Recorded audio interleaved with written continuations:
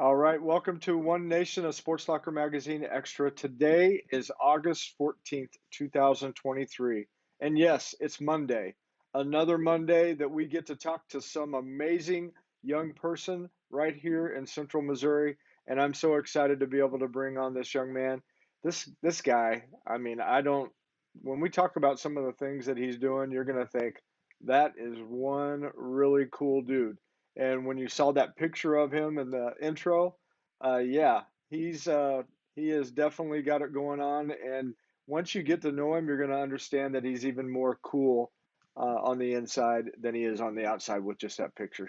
So without any further ado, I'm going to go ahead and bring on Avery Koelling, and we're going to get to talk to him tonight and hear a little bit more about what's been going on with him. Hey, Avery, how you doing, man? Hey, how's it going? Doing really good. I'm glad you came on here tonight to visit with me and let everybody know what's going on. Yeah, thanks for having me. Yeah. You are a busy young man, and I'm excited to talk about some of this stuff. But first of all, what have you been doing since you graduated from Lighthouse Preparatory Academy? Yeah, so immediately after I finished up with graduation, I still had some shooting that we still had to do for our team because the season's just a little bit later than the school year. Um, so right after, I pretty much just went to the range every couple of days just to shoot some and stay in tune with what I needed to do because we had our national shoot coming up in the next month. Or actually beginning of July. So I had about a month or two to practice for that. Okay. But then also I've been working on my pilot's license, so I was flying in the middle of that too. So that was fun. That is, both those things are awesome. So, but we're going to hit the first one first. Tell us a little bit about the national tournament. Tell us about how you guys did, where it was at, just the whole deal. Go ahead and share with us on that. So it was up in Mason, Michigan. It has for the past couple years. They got a contract up there with the Mason, Michigan Michigan Trap Association. They have about 40 fields, which is quite a bit for a trap field or complex. So there was about 3 to 4 thousand shooters that showed up, um, and our team shot in the first flight on the first day, right up at 9 a.m. in the morning. So pretty early to start shooting, especially driving 10 hours up there the day before. Um, it it did put a toll on us, but as a team, I think we did pretty good with who we had. We had some guys that couldn't make it, but some that could step up and do it. And Hmm. for what they had been shooting the season, I think overall we did good. We didn't place enough for the to make it to the second day to shoot for the finals and to place, but overall it was a good experience there. Well, good. Why don't you tell everybody that's watching a little bit more about trap shooting and just kind of the mechanics of all that, just the format. Yeah, so at one time we have 5 people go up to the line is pretty much what it is. So there's 5 stations where the plays come out in one spot, um, but they can change in angle and direction, which makes it the difficult part about it.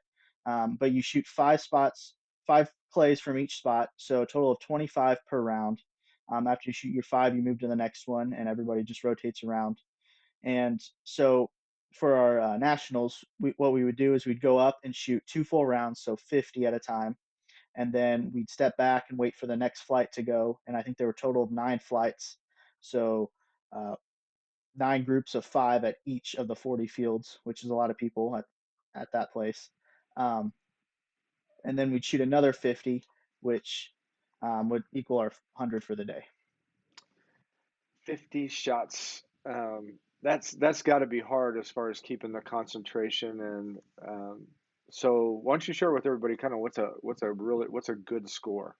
What's an average score and what's a good score? So I'd say an average score, as far as starting out, I mean, you're looking to maybe hit 15 would be a good number to start with. So about a 45 to, well, a little bit higher than that out of 100. It's kind of your baseline starting point. Hmm. It can go up from there. Um, a good score to make it, maybe make it on the podium, but chances with a bunch of people is very slim, is a low to mid 90s, Yeah. which is still pretty difficult. It took me about a year or two to get to that point. Hmm. but to really make the podiums, you have to be shooting from a 98 to 100 every single time you go out. That's pretty crazy. Hmm. I know your dad's been an absolute good supporter and coach and all that. Why don't you tell him just some of the things that he really helps you with? Yeah, so um, I think it was our second year we started out there. He decided to help become a range manager at our home field at United Sportsman's Club in Jefferson City, um, to where anytime we wanted to go out, he could open it up for us and let us shoot. Which I think that helped. Just anytime I wanted to, I could practice my hard left shoot shots, hard rights, straight outs, um, which you wouldn't think it'd be much different, but it really is, and it helps a lot when you can just hone in on one spot, and that really helped me. And just encouragement from him, I mean, really helped. Well, and plus he likes this he loves the sporting and he likes being out there with you as well. So that helps a lot, doesn't it? Yeah, Now I know he definitely. was at a an archery. Well, he was at that with your brother recently, Hmm. and that didn't sound as fun with like lightning and stuff like that. You know, shooting down around him. I mean, Yeah, I don't know it that I would wasn't very want fun for them down there. to. Not at all. Not at all. Um, a little bit more about trap shooting. You know, you were talking about your hard rights, hard lefts. Why don't you tell a little bit about how the clays come out and you know because some people may think it just comes from the same spot every time. Why don't you Hmm. describe that a little bit? So it's a called a house, is what it is. It's where the clay thrower sits, and it's it's only one thrower, so it only comes out of one spot, but it'll rotate from left to right about 45 degrees, from dead center. So a 90-degree spread.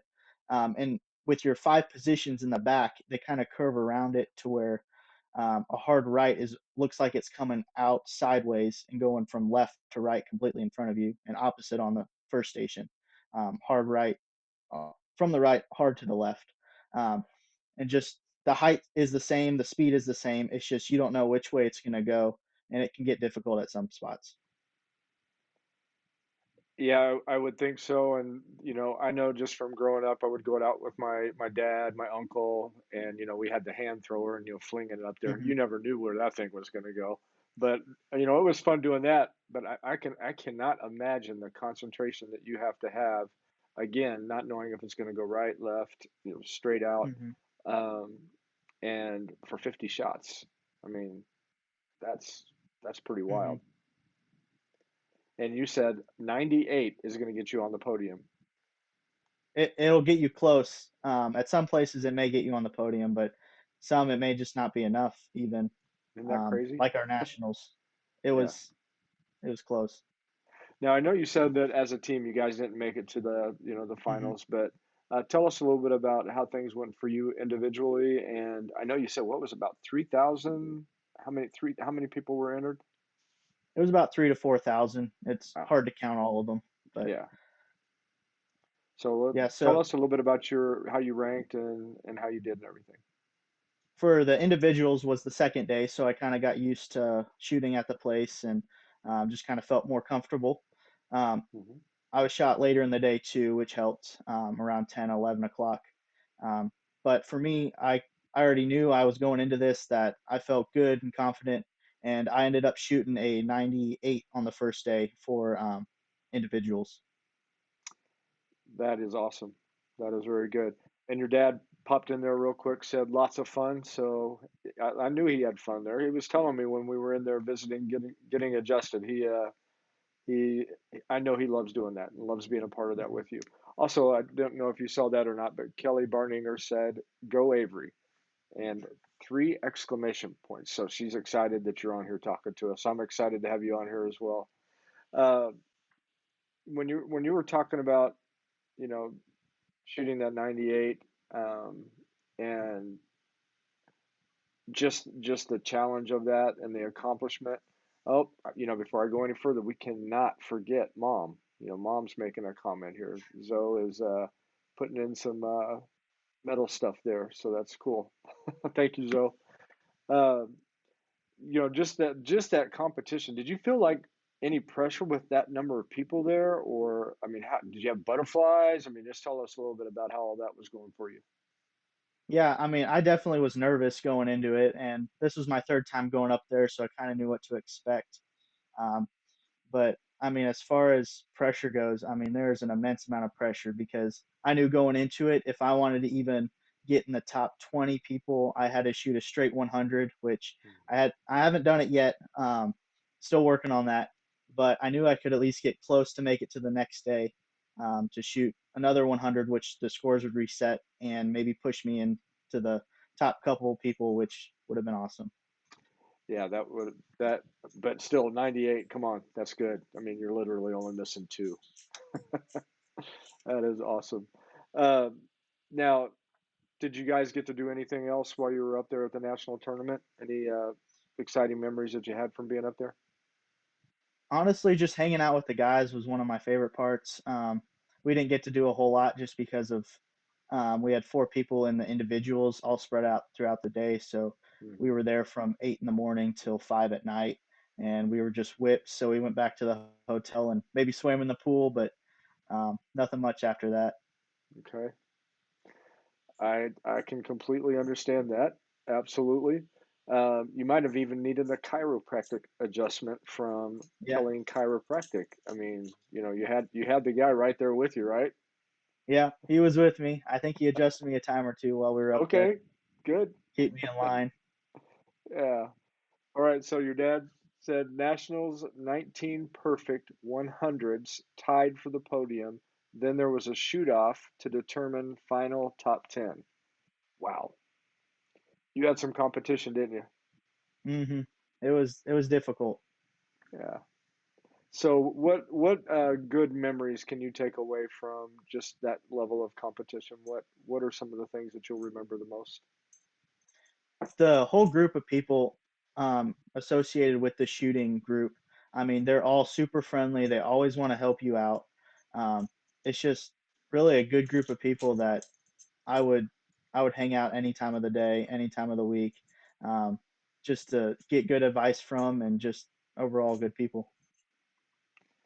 Well, your dad says it all. Proud of these boys, and I know that their families were as well. And you know, I am telling you, your dad beams when he's talking about you and all the experiences that you guys have, going out and doing this. So, uh, very good that I get to hear some of those things. And we had you in the magazine, and we had lots of good stuff that we had in there, and again, some great pictures. But again, if anybody didn't see it, go back to the beginning and look at the photo on there of Avery kneeling down with his aviator's jacket. I mean, like we were talking about, we really needed to have like Top Gun Maverick background music to go with that, but they wouldn't have let me play it online. I'm just telling you. So in my head, I was playing it. Okay, Avery, why don't you tell us a little bit about what you're getting ready to do as far as college? What are some things that you're getting ready for there? So in the next week, I'm going to be headed out to State Tech College in Lynn, and I'm going to be doing the aviation maintenance program to where I'll be able to work on any aircraft. As far as I said before, I was flying, so I could kind of use both of those there. Well, and that's good. I mean, if you're working on the planes that you are flying, you pretty much know I trust myself. I've got to get this right. So hmm that's good. Um, I've Go ahead. I've heard that if you can't fix it, you can't fly it. So that's kind of what I'm living by right now. Okay. And we're going to get into that a whole bunch more as we get ready to go into the next segment. But before we go on and do that, I want you to just tell me briefly about your experience at Lighthouse Preparatory Academy and what you appreciated about that, and the people, the academics, as well as the athletics. Yeah, so I've been going since I was in sixth grade. I went all the way through 6 through 12. I just really liked it as far as the classrooms were small. We had about maximum of about 20 people per class. So the teacher to student ratio was real small. You could know the teachers on a personal level. And just overall educational wise, I'm going into college right now with all but two of my classes for dual credit to where I just have strictly program classes that I have to take for the next 2 years. So just the overall educational, it just put me so far ahead of kind of people around me doing the same thing. It helped there. I just really love the people that work there. They really care about the kids and just want to pour into them as much as possible. And then athletics wise, since it is a smaller school, they kind of take whoever they can get for teams. Hmm. But that's also good as far as you can help teach others the same sport and Hmm. kind of people that may have not done it otherwise, they can still do it, um, do what they want to do there. Hmm. You had some good experiences as far as being able to travel around and playing basketball and stuff like that too, didn't you? Hmm. Hmm. What was your favorite moment in athletics when you were in at school? I really liked the tournaments we'd go in basketball. Just we went to our uh, state meets tournaments a Hmm. couple times. I think I went to my junior and senior year. I went on those down to Hmm. Joplin, and just to spend time with the other boys on the team and just grow closer to them that way. Just really get to know them and how we can play as a team, but also play individually and get better that way too. That's great. Uh, so one more thing before we go on to the next segment, I want to talk a little bit more about State Tech and just being able to go to Lynn and attend college there. I mean, I've been on that campus, and I mean, my goodness, that thing, they have so many different things that they've got going on there. They've added so many new programs. So, I mean, they're adding more and more programs and buildings. I mean, even as we speak. So, Mhm. tell us a little bit about that and why did you choose to go there? So one of the first reasons why I chose it was the A plus program that Missouri has, and what that is if you apply for it and do all the certain requirements, you can get your tuition and fees paid for the first 2 years of your schooling, which I'm only going for 2 years, but you can also use it to go to a smaller school and then transfer to like Mizzou or some of your bigger schools around here, even out of the state too. Um, but it just helps jumpstart your career as far as schooling wise past high school. That's one reason why I chose it. The other reason was the aviation program. Um, I just didn't really know what I wanted to do my junior going into my senior year. And when I started flying, I realized I can do the maintenance part of it. And they were really one of the only um, places around that would do that program and that certification for flying and maintenance. So really, that's one of the main reasons why I'm going there. Okay, cool. Very good. Uh, before we move on, this is the last question. I keep saying before we move on because I keep coming up with more stuff to ask you and I don't want to forget it.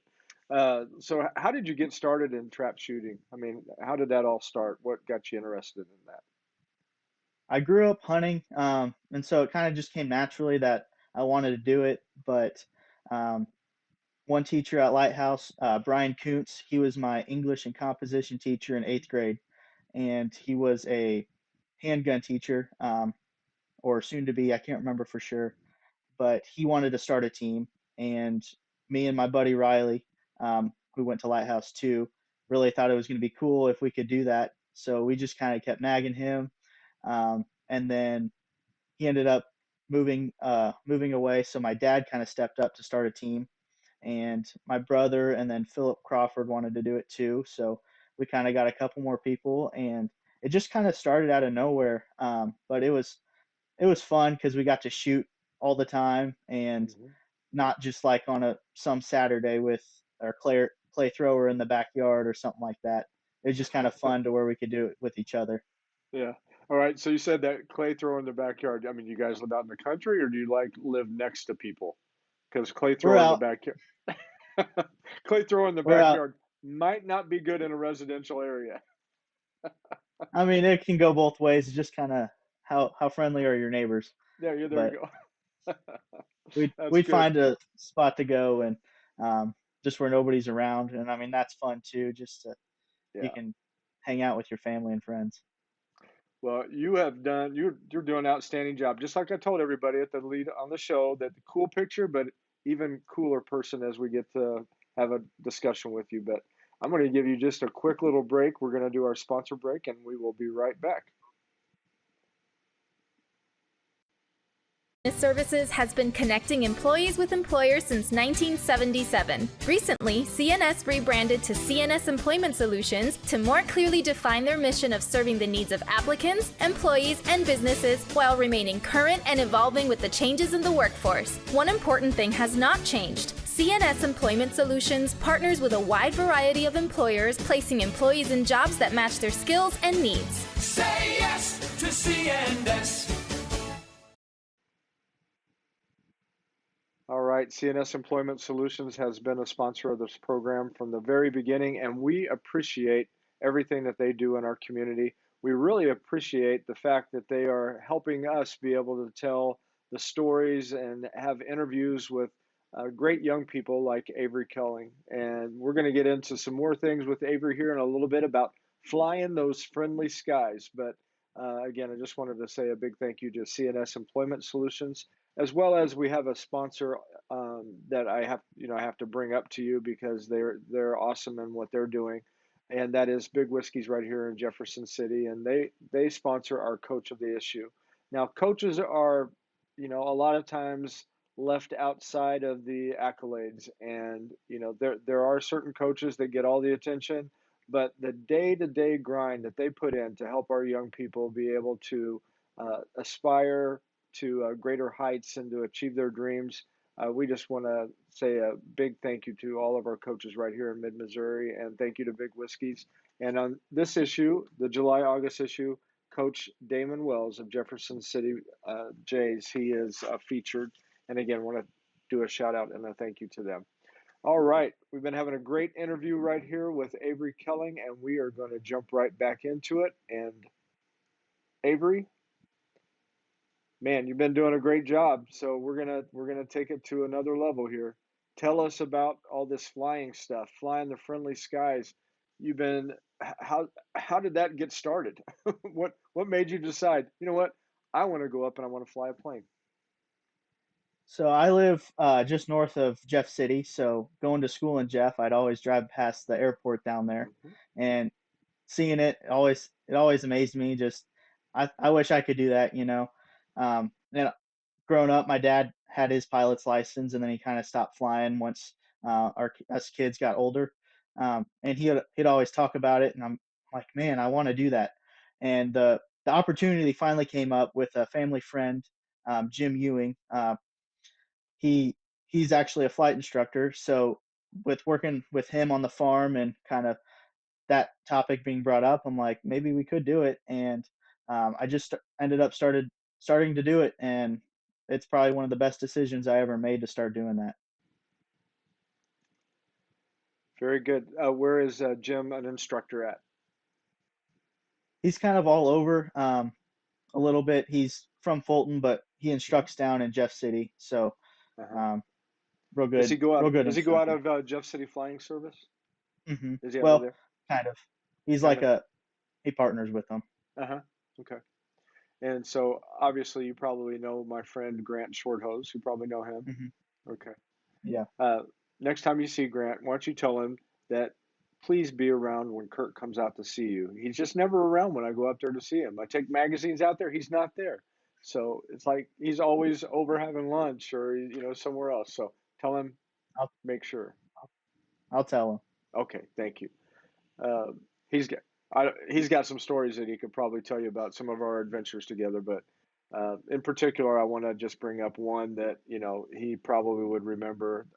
He went horseback riding with us one time. We had a horse that was out at a barn, and it wasn't my horse; it was my mother-in-law's. And Grant got on the horse, and the saddle was maybe not quite cinched all the way. And so, here he is riding, on the horse. He's going like this. All right, I better get it like that.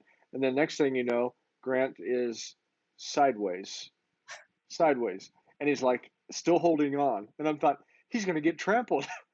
But he went around about, it seemed like halfway around the arena and he was hanging on. It was like a bucking bronco, but she wasn't really bucking. So it was awesome. So make sure you tell him about that. Now he I now will. he now he will really not want to be around when I come around. So What's the most exciting thing about flying an airplane, Avery? I think it's just being able to go up and just see everything looking down. It's just so much cooler to see it from a different perspective like that. And just being able to fly a plane. I mean, it's really cool because you can do whatever you want. Go up, go down, go through the clouds, in a sense. But it's just really cool just to see it from up above. Yeah. So talk about that in a smaller plane, how much different that is compared to like a commercial airliner. So your commercial airliners will get up to about 500, 600 miles an hour and climb up to about 30,000 feet.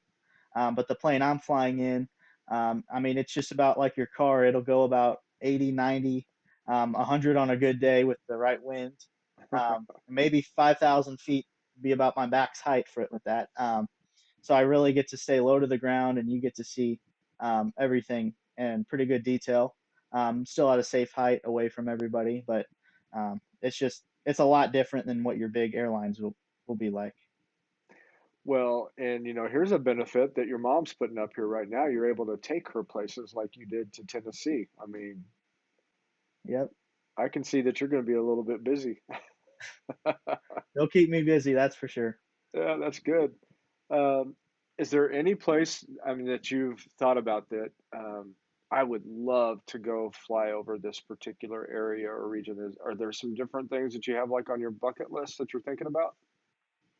I've always thought about going out west to Alaska to fly. There are bush plains, and it's kind of like what I'm doing, but a little bit more rural.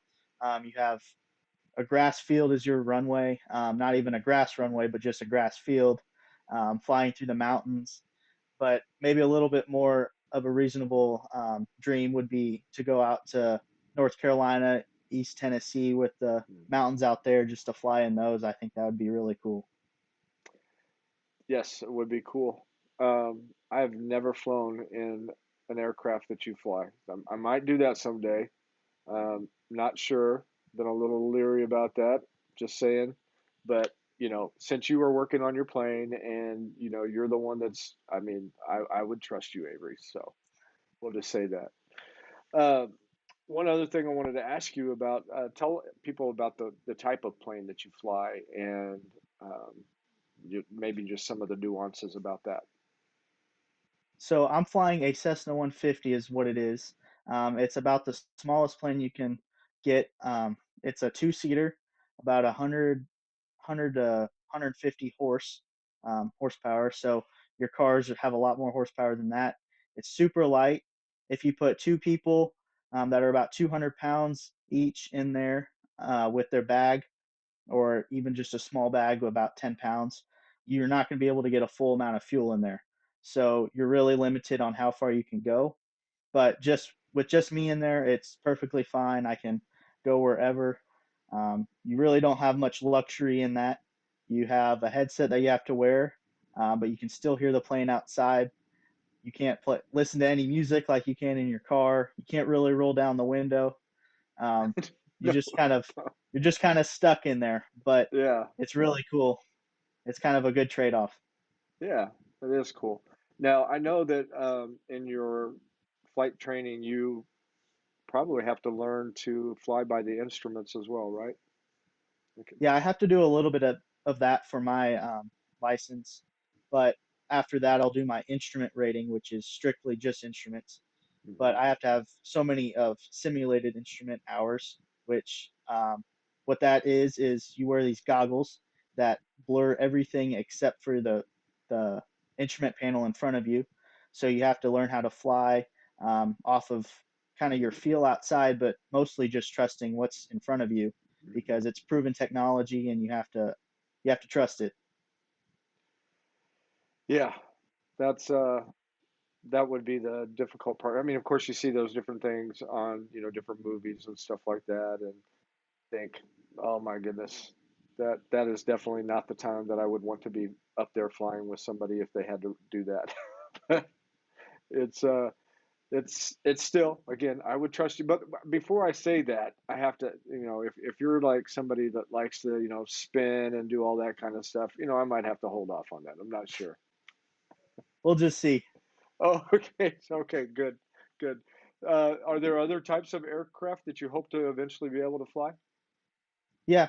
I've flown the Cessna 172, which just like its name, it's a little bit bigger than the 150, which I've done a little bit in that. I did the cross country flight to Tennessee with my mom in that one. Hmm. It's a good little plane, but I like to eventually get to maybe some private jet type aircraft, not Hmm. necessarily your big commercial airlines, but stay a little bit smaller.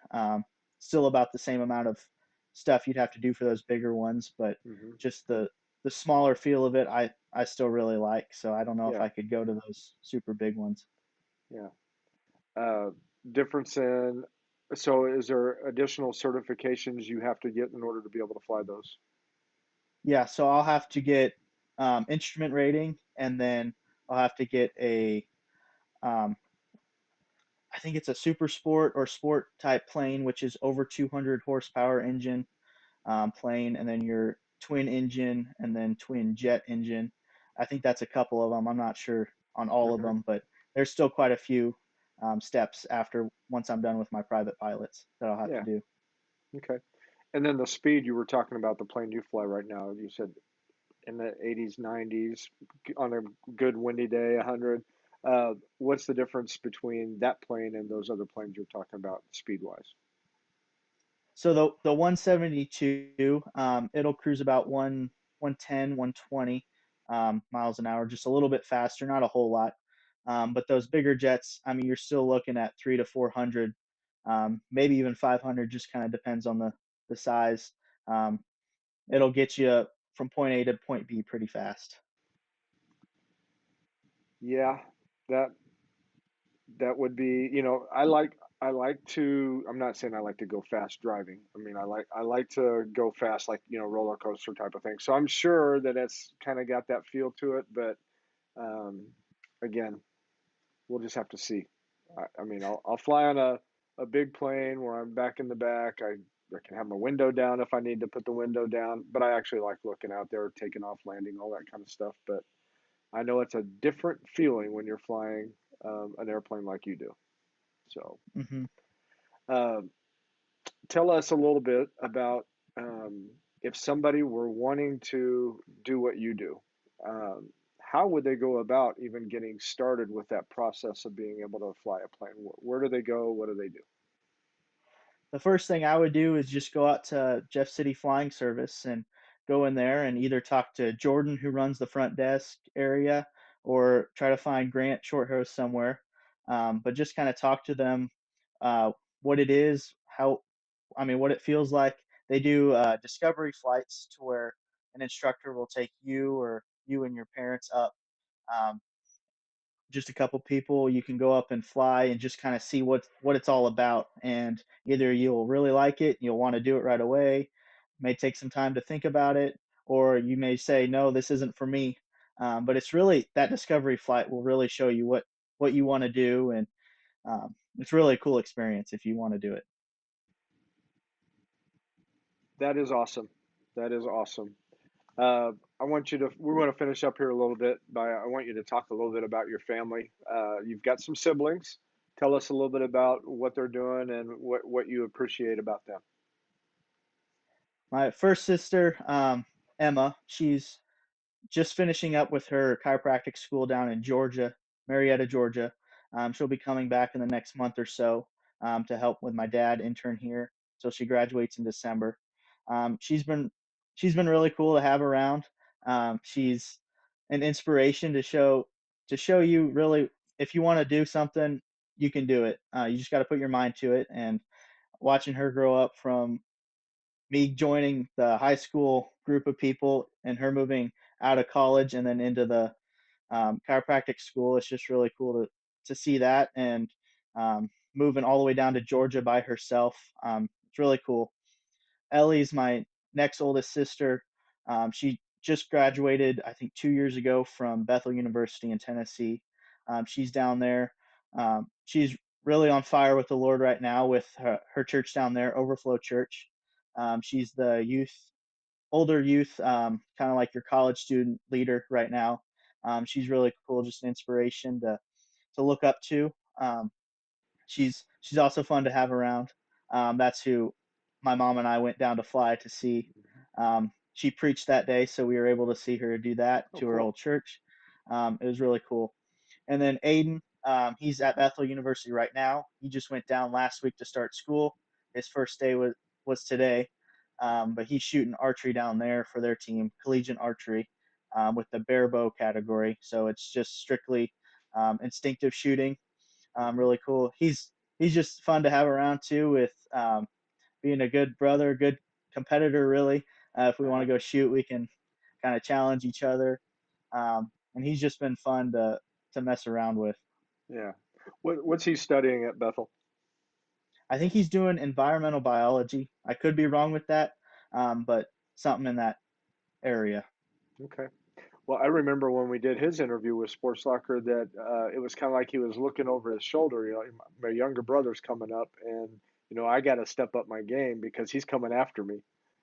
Yeah, he definitely stepped up with his archery. I mean, I can't keep up with him no matter what. I'm just shooting in the dirt while he's hitting the smallest ring on the target. That's awesome. Very good. Now, why don't you tell us a little bit about mom and dad and just how much you appreciate them? Yeah, mom and dad, they've just been really good people to have around. I mean, anything I've wanted to do, they'll inspire me to do it. Same with my siblings. Um, if we have something, they'll be like, "How can we help? How can we do that?" And just to show what raise us up, to show other people what godly kids are and how to be respectful.